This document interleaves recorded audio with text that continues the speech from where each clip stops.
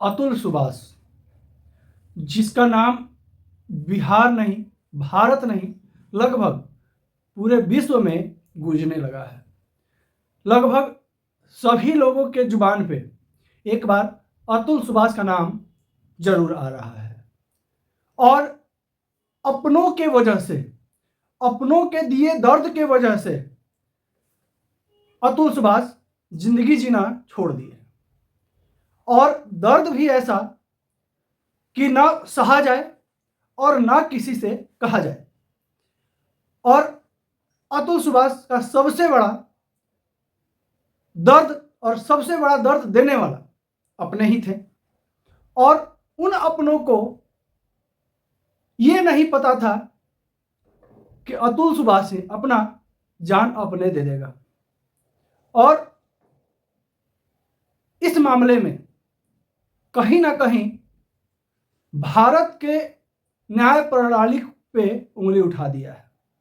साथ ही साथ एक ऐसा बाप जो अपने बेटे को 3 वर्षों से नहीं देखा हो, एक ऐसा पिता जिसको यह नहीं पता कि उसका बेटा दिखता कैसा है, और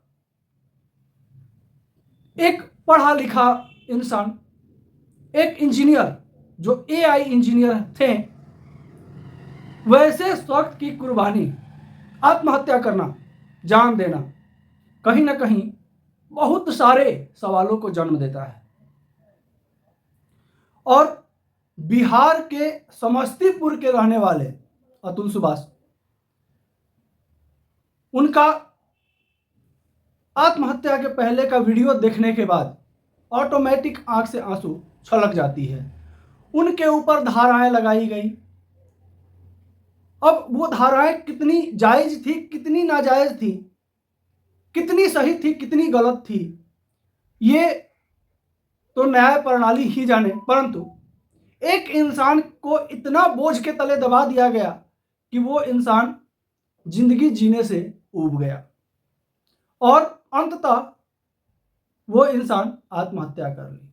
और ऐसा नहीं है कि भारत में अतुल सुभाष जैसे तकलीफ झेलने वाले एक सिर्फ अतुल सुभाष ही थे।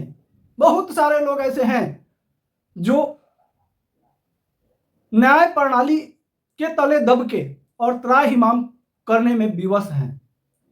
और विवशता जब हद से पार कर जाती है तो अंतिम रास्ता दिखता है जान दे देना, आत्महत्या कर लेना। नमस्कार, आप देख रहे हैं बिहार वाले और हम हैं राज पांडे। आज बात करते हैं बिहार के लाल अतुल सुभाष की। उसका तकलीफ को शायद उसी के परिवार, उसी के अपने, उसी का जीवन भर के साथ देने वाले शायद उसके तकलीफों को नहीं समझे। और धाराओं पर धाराओं, केसों पर केस, दिन पर दिन और परेशानियों पे परेशानी डालते रहे। अभी जो है बातें चल रही थी अतुल सुभाष के 5 वर्ष की बेटे की, और अतुल सुभाष के 5 वर्ष का जो बेटा है व्योम, उसकी वो कहां रहेगा, किसकी जिम्मेदारी रहेगी, कैसे क्या होगा। और जो अतुल सुभाष की पत्नी है, उनके साला हैं और उनकी जो सास है, फिलहाल वो अभी कारागार में बंद हैं, जेल में हैं। हालांकि कानूनी धाराओं के हिसाब से उनको ज़्यादा दिन जेल में नहीं रहना पड़ेगा, बहुत जल्दी बेल मिल जाएगी। लेकिन जितनी तकलीफ अतुल सुभाष को मेंटली या किसी भी तरह से दी गई है, उसका जिम्मेदार जितने लोग हैं, क्या उनको वास्तविक सजा भारत के संविधान में लिखित है? क्या उनको वैसी सजा मिलनी चाहिए जिस हिसाब से अतुल को तकलीफों को झेलते हुए आत्महत्या करने का निर्णय करना पड़ा? बात है कि अपने यहाँ भारत में जो कानूनी प्रक्रिया है वो हर एक भारतीय किसी से छुपा नहीं है। और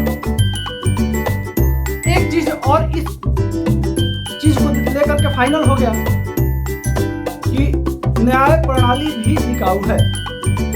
और अतुल सुभाष ने खुद अपने वीडियो में कहा है मरने के पहले कि कोर्ट के जितने भी अधिकारी स्टाफ हैं, अगर सबकी जांच कर दी जाए तो वो लोग फिर से जांच के घेरे में आ जाएंगे, आय से अधिक संपत्ति के मामले। अब बात यह है कि एक इंसान जो कि जिंदगी हारने पे मजबूर रहा और उस इंसान का जिंदगी हराने में मजबूर करने में जिनका जिनका हाथ है, क्या उनको सजा भारत का संविधान दे पाएगा? इधर अतुल सुभाष का बेटा के बारे में जानने के लिए पूरा भारत उत्सुक हो गया।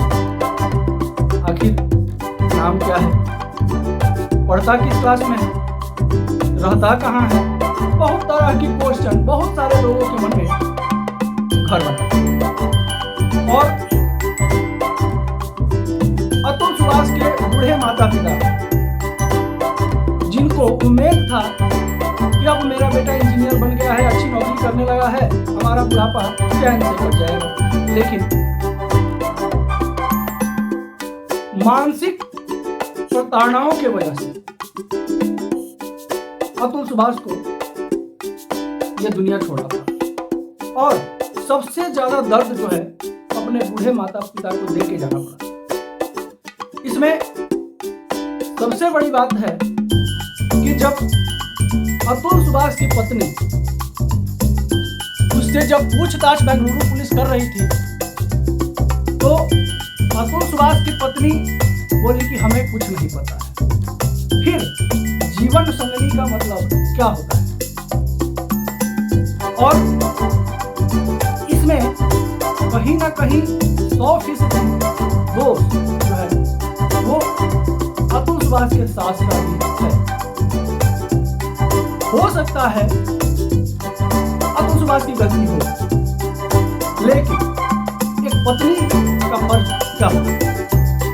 और हमारा जो भारतीय सभ्यता है वो क्या कहता है? अब AI इंजीनियर अतुल सुभाष की आत्महत्या के मामले की जांच जारी है। अतुल सुभाष के भाई विकास का तहरीर पर बेंगलुरु पुलिस ने अतुल के पत्नी निकिता सिंघानिया, सास निशा और साले अनुराग को गिरफ्तार तो कर लिया है। अतुल के पिता पवन अब अपने 4 वर्ष के पौत्र को लेकर के काफी परेशान है। बच्चे के संरक्षण के लिए वह पुलिस से लेकर के राष्ट्रपति और प्रधानमंत्री तक को पत्र भेजे हैं। बेंगलुरु पुलिस के इंस्पेक्टर और मामले के जांच अधिकारी ज्ञाना देवा और जौनपुर के इंस्पेक्टर रजनीश कुमार ने बताया कि न्यायिक अभिरक्षा में जेल गई निकिता सिंघानिया ने बताया है कि बच्चा पढ़ता है, फिलहाल उसकी देखरेख हमारे एक रिश्तेदार कर रहे हैं। आरोपी निकिता सिंघानिया के ताऊ सुनील ने बताया कि उन्हें नहीं पता है कि बच्चा कहाँ है, पर जब लोगों के मन में जिज्ञासा हुआ, लोग जानने के लिए उत्सुक हुए और पुलिस के ऊपर, प्रशासन के ऊपर दबाव डालने लगे कि आखिर बच्चा कहाँ है, तब जा कर के निकिता सिंघानिया ने राज उगला और बताया कि बच्चा जो है एक बोर्डिंग स्कूल में पढ़ता है। और उसके बाद निकिता सिंघानिया ने बताया कि बच्चे के बारे में जो भी कुछ जानकारी किसी को चाहिए तो हम देने के लिए तैयार हैं। अब देखिए, पोते व्योम की बरामदी के लिए थाने में भी आवेदन दिए हैं अतुल सुभाष के जो पिताजी हैं। Pusa road Samastipur. AI engineer Atul Subhash की मौत के बाद से उनका परिवार सदमे में है। जाहिर सी बात है कि अगर किसी घर का सहारा छिन जाए, किसी बूढ़े माँ बाप का सहारा अगर छिन जाए, चला जाए, तो इससे बड़ा सदमा क्या हो सकता है। अब परिवार के सदस्य अतुल सुभाष के 4 वर्षीय पुत्र व्योम को लेकर के मोदी के पास पत्र लिखा है। वह अतुल का एकमात्र निशानी है। अतुल की मां अंजू देवी ने अपने पोते व्योम के बरामदगी के लिए बैनी थाने में आवेदन दर्ज किया है। उन्होंने कहा है कि उनके बेटे अतुल ने अपनी पत्नी एवं ससुराल वालों से प्रताड़ित होकर बीते 9 दिसंबर को बेंगलुरु में आत्महत्या कर ली थी। इसके बाद अतुल के छोटे भाई विकास मोदी ने बेंगलुरु में मराठहाली पुलिस थाने में प्राथमिकी दर्ज कराई थी। इसमें अतुल की पत्नी निकिता सिंघानिया, सास निशा सिंघानिया, साला अनुराग सिंघानिया उर्फ पीयूष सिंघानिया एवं ताऊ सुनील सिंघानिया को आरोपित बनाया था और सारे आरोपित पकड़े गए हैं, जेल में हैं और जैसे तैसे उनके होम टाउन से, दिल्ली से, लखनऊ से, घर से बरामदगी जो है बेंगलोर पुलिस उन लोगों की और रात में 2 बजे बेंगलोर लेके गई। वजह क्या था? लोगों का गुस्सा। चूंकि जिस तरह से अतुल सुभाष ने वीडियो बना करके और जिस तरह से 19 पन्नों का पत्र लिख करके और अतुल सुभाष ने आत्महत्या की, इससे जाहिर होता है कि अतुल सुभाष पूर्णतः निर्दोष था। उसका कहीं कोई दोष नहीं था और उसको इतना प्रताड़ना दिया गया, इतना तंग किया गया कि वो इंसान अंत में आत्महत्या करने को मजबूर हो गया। हालांकि अतुल सुभाष का आत्महत्या का प्लानिंग 1 घंटे, 2 घंटे, 4 घंटे या महीने या 2 महीने पहले की नहीं थी। उसकी तैयारी उसके हिसाब से, जो उसके साक्ष्य जो रख के गए, जो देख के गए, उस हिसाब से कम 6 महीना, साल भर पहले से ही अतुल सुभाष ने ये डिसाइड कर दिया था कि हमें इस दुनिया में नहीं रहना है। लेकिन जाते जाते अतुल सुभाष ने भारत के न्याय प्रणाली को लोगों के नज़र के सामने खड़ा करके और अतुल सुभाष चले गए। न्याय प्रणाली के बीच में एक जज का भी नाम सामने आया है जिसको देवता भी कहा जाता है और आज के समय में वैसे जज के ऊपर कार्रवाई होती है कि नहीं, ये सबसे प्रमुख और मुख्य बात है। अतुल सुभाष ने साफ शब्द में कहा था कि अगर हमारे पत्नी, हमारे सास, हमारे साले साहब और वो जज जिन्होंने फैसला बार बार सुनाया है, उनके ऊपर अगर कार्रवाई नहीं होती है, उनके ऊपर अगर किसी तरह का जो है शिकायत नहीं होती है, माननीय उच्च न्यायालय अगर उन लोगों के ऊपर कोई उचित कार्रवाई नहीं करती है, तो हमारे अस्थि को जो है कोर्ट के सामने ही गटर में बहा दिया जाए। ये बहुत बड़ी बात है और वो इंसान का वीडियो देखने के बाद ऑटोमेटिक आपके आंख से आंसू आ जाएंगे। मैंने खुद देखा था और एक सच्चाई थी उसकी आंखों में, एक अच्छाई थी उसकी आंखों में।